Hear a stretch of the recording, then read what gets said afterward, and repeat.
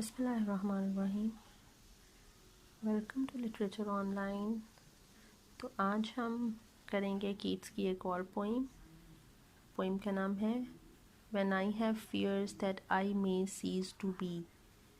इसमें कीट्स ने अपने एक डर का जो है वो एक्सप्रेशन दिया है कि उसे ये खौफ है कि उसे मौत ना आ जाए, या जब उसे मौत आ जाए that I may cease to be, कि कहीं मैं मर ना जाऊँ। उसे ये खौफ क्यों था, अभी हम पहले इसका जिक्र कर लेते हैं। कीट्स की, क्योंकि इसकी जो डेथ है वो काफ़ी अर्ली एज में हो गई थी। ये जब 10 इयर्स का था तो इसके फादर की डेथ हो गई। जब ये 15 इयर्स का था तो इसकी मदर की डेथ हो गई ट्यूबरकुलोसिस से। जब ये 21 इयर्स का था तो इसके भाई थॉमस की डेथ हो गई, वो भी ट्यूबरकुलोसिस से हुई। और ये पोइम भी इसने उसी टाइम पे लिखी जब ये थॉमस को लुक आफ्टर कर रहा था, वो बीमार था। और थॉमस की डेथ भी 1818 में हो गई थी। लेकिन ये इसने पोइम लिखी जनवरी 1818 में, जब ये थॉमस को लुक आफ्टर कर रहा होता था उसकी सिकनेस के पीरियड में। थॉमस को देखकर इसको बहुत ज़्यादा एहसास हुआ कि अब इसको उस वक्त फील हो गया था कि ये भी ट्यूबरकुलोसिस की वजह से इसकी भी जान जाएगी और वो वक्त करीब है कि ये इसकी डेथ हो जाएगी। ये पोइम तो इसने 1818 में लिखी, लेकिन इसकी जो पब्लिशिंग है, ये पब्लिशिंग इस पोइम की हुई थी 1848 में, जब कीट्स की डेथ हो चुकी थी। कीट्स की डेथ क्योंकि 1821 में हो गई थी और ट्यूबरकुलोसिस की वजह से ही हुई थी, जिसका उसे एक खौफ था। और 1818 में जब इसने ये पोइम लिखी है तो इसको यही था कि क्योंकि इसके जहन में बहुत कुछ था, ये दुनिया को एक्सप्लोर करना चाह रहा था, अपने इर्द गिर्द की चीज़ों को एक्सप्लोर करना चाह रहा था। इसके बहुत से सवाल थे क्योंकि एक पोइट था, एक इमेजिनरी इंसान था। उसकी इमेजिनेशन में पता नहीं क्या क्या क्वेश्चंस आते होंगे, उसे उन सवालों के जवाब चाहिए थे। और वो उसे ये खौफ था अपने भाई को देखकर कि इसकी भी लाइफ इतनी ज़्यादा नहीं रहेगी और जिसकी वजह से ये अपने सवालों के जवाब ढूंढ नहीं सकेगा। और इस क्वेस्ट के फुलफिल ना होने का जो खौफ है वो इस पोइम को लिखने की वजह बना कि ये अपना जो क्वेस्ट है उसको आंसर नहीं ये ढूंढ सकेगा। उसके लिए ये अपनी एफर्ट जितनी ये चाहता है, जो कुछ ये चाहता है, ये वो नहीं कर सकेगा।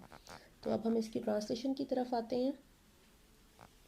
When I have fears that I may cease to be, वो कह रहा है कि मुझे डर लगता है कि मैं इससे पहले कि मैं मर ना जाऊं। किस चीज़ से पहले, अब वो कह रहा है कि मैं किस चीज़ से पहले ना मर जाऊं। Before my pain has gleaned my teeming brain.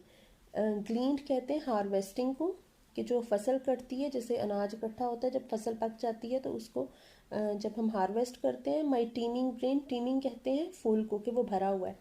इससे पहले कि मेरा जो कलम है, वो मेरे दिमाग में जो कुछ मेरे ब्रेन में एक आइडियाज़ हैं, थॉट्स हैं, जो इमेजिनेशंस हैं मेरी, इससे पहले कि मैं उसको कागज़ पे ना उतार सकूं और मेरी डेथ हो जाए। उसे ये खौफ था कि अपना सारा दिमाग में जो मवाद है उसको लिखने से पहले, उसको पोइट्री की शक्ल में लिखने से पहले कहीं इसकी डेथ ना हो जाए। Before high piled books in charactery, मतलब करेक्टरी कहेंगे लाइब्रेरी को, कि इससे पहले उसकी डेथ ना हो जाए कहीं, कि वो लाइब्रेरी में उसकी बुक्स का ढेर ही ना लग सके, कि लोग उसको जान ना सकें। लाइब्रेरी में उसकी बुक्स का वो ढेर चाहता था कि मेरी बुक्स जो हैं वो ऐसे लाइन बाय लाइन पड़ी हुई हों उसकी। ठीक है। Hold like rich garners the full ripe and green. अब वो किस तरह कह रहा है कि लाइब्रेरी में इसकी बुक्स का ढेर ये किस तरह चाहता है कि होना चाहिए, जिस तरह एक किसान की जब फसल पक जाती है और वो जो अपना अनाज वो गोदाम में रखता है तो वो अनाज से गोदाम भर जाता है, इस तरह इसको अब लाइब्रेरी में अपनी बुक्स का ढेर देखना था।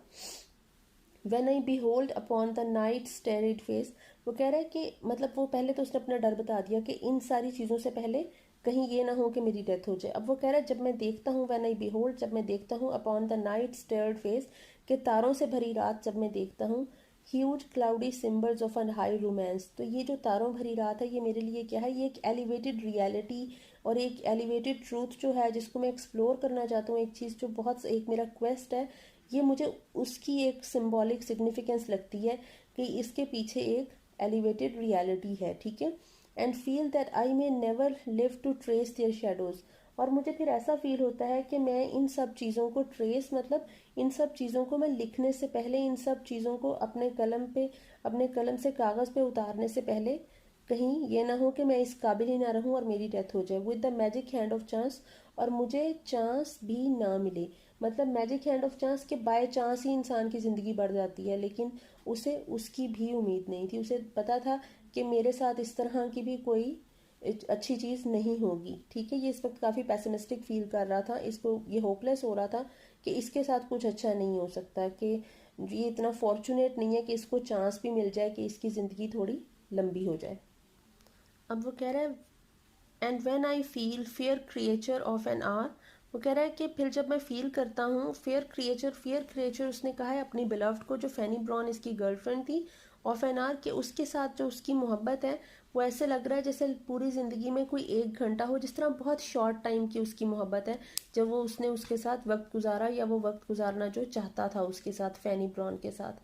ठीक है, that I shall never look upon thee more, और मुझे ऐसे लगता है कि मैं तुम्हारी तरफ ज़्यादा अरसे तक देख नहीं सकूँगा, कि मैं इस काबिल नहीं रहूँगा, मेरी लाइफ मुझे इजाज़त नहीं देगी कि मैं तुम्हारे साथ टाइम स्पेंड कर सकूँ, मैं तुम्हें ज़्यादा देर अपनी आंखों के सामने बिठाए रख सकूँ।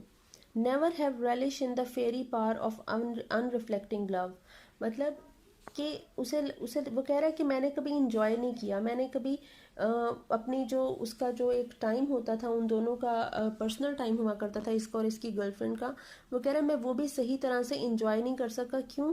अनरिफ्लेक्टिंग लव, कि वो जो एक टेंशन होती है कि अब ये ना हो जाए, वो ना हो जाए, ऐसे ना हो, वैसे ना हो, वो जो एक जो मतलब अनसर्टन सी कंडीशंस हैं उसकी वजह से वो अपने जो उसके साथ एक पर्सनल टाइम था, जो एक क्वालिटी टाइम था, वो उसको भी इंजॉय नहीं कर सका।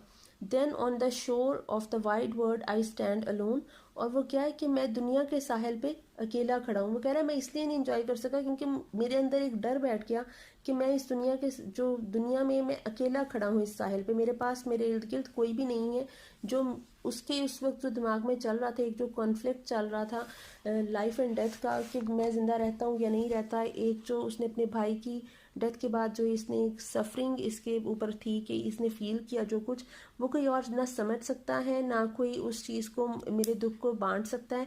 इसीलिए वो कह रहा मैं यहाँ पे अकेला खड़ा हूँ। And think till love and fame to nothingness do sink, और वो कह रहा है कि मैं ये सोच रहा हूँ कि जब मतलब मौत जो है वो आपकी मोहब्बत और शोहरत, आपसे कितने लोग मोहब्बत करते हैं या आप किससे मोहब्बत कितनी ज़्यादा करते हो, आप छोड़ के नहीं जा सकते या वो आपको नहीं छोड़ सकते। डेथ पे असर अंदाज नहीं होती ये मोहब्बत। आप कितने पॉपुलर हो, लोग आपको कितना जानते हैं, आपकी कितनी पावर है, ये भी चीज़ डेथ पे असरअंदाज नहीं हो सकती। डेथ के लिए मैटर नहीं करता ये सब कुछ। वो कह रहा है कि मैं यहाँ अकेला खड़ा हूँ और मैं अकेला ही मर जाऊँगा, और मेरी मोहब्बत जो लोगों के लिए है या लोगों को जो मुझसे मोहब्बत है वो, और जो मेरी शोहरत है वो मेरे किसी काम नहीं आएगी, और जो मेरी डेथ है, जो मौत है, वो इन सब को ख़त्म कर देगी। नथिंगनेस टू सिंक, और ये एक नथिंगनेस में डूब जाएंगे, ये मतलब ये किसी काम नहीं आएगी कोई भी चीज़, और मेरी ज़िंदगी ख़त्म हो जाएगी। ठीक है, अच्छा ये जो पोइम है ये इसके 4 क्वार्टरेंस हैं, और सॉरी 3 क्वार्टरेंस हैं इसके, इस पोइम के, और इसकी जो राइम स्कीम है वो भी सेम है जैसे 3 क्वार्टरेंस एंड अ कपलेट जो एलिजाबेथन सोनेट की थी शेक्सपियर की। A B C D right. B और कैरेक्टरी AA, brain and grain BB, face and trace CC, romance and chance DD, और hour and power EE, more and sure FF, think and sink GG। जो Shakespeare sonnet की एक scheme थी AB CD EF